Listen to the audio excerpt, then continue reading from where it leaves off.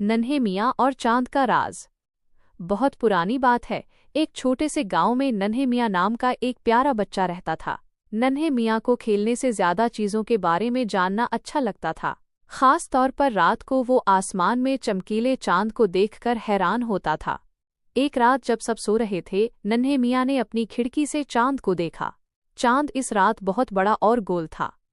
अरे चांद भाई, तुम हर रोज एक जैसे क्यों नहीं रहते? नन्हे मियाँ ने दिल में सोचा।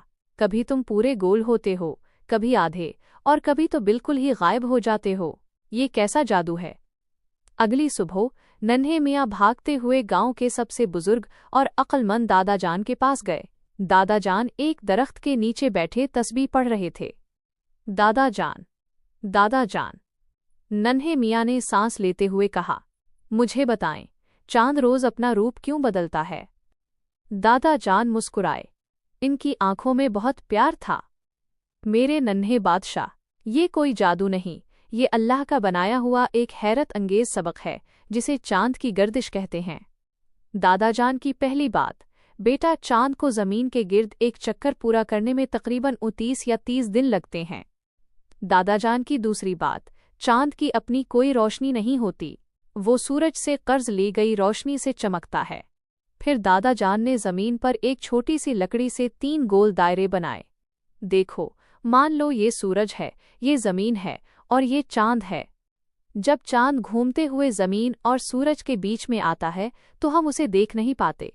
वो अमावस की रात होती है जब चांद बिल्कुल छुप जाता है। फिर जैसे जैसे चांद आगे बढ़ता है, सूरज की रोशनी इसके थोड़े से हिस्से पर पड़ती है। हमें वो हिस्सा एक बारीक लकीर की तरह नजर आता है। नन्हे मियाँ ने हैरत से अपनी आंखें बड़ी कर लें। और फिर जब चांद जमीन के पीछे से निकलकर जाता है और सूरज की रोशनी चांद के आधे हिस्से पर पड़ती है तो हमें चांद आधा नजर आता है। और जब वो घूमते हुए जमीन से सबसे ज्यादा दूर होता है और सूरज की सारी रोशनी उस पर पड़ रही होती है तो हमें एक दमकता हुआ पूरा गोल चांद नजर आता है जिसे हम 14वीं का चांद कहते हैं। नन्हे मियाँ की आंखों में चमक आ गई। अच्छा, तो चांद अपना रूप नहीं बदलता, बल्कि जमीन के गिर्द घूमते हुए हमें सूरज की रोशनी से उसका जितना हिस्सा नजर आता है वो हमें वैसा ही दिखाई देता है। दादाजान ने प्यार से नन्हे मियाँ का माथा चूमा। बिल्कुल ठीक, मेरे नन्हे साइंसी। इसीलिए चांद हर रात एक नई शक्ल दिखाता है। ये हमें सिखाता है कि जिंदगी में तब्दीली आती रहती है और हर रात के बाद एक नई सहर होती है। इस रात नन्हे मियाँ ने चांद को देखा।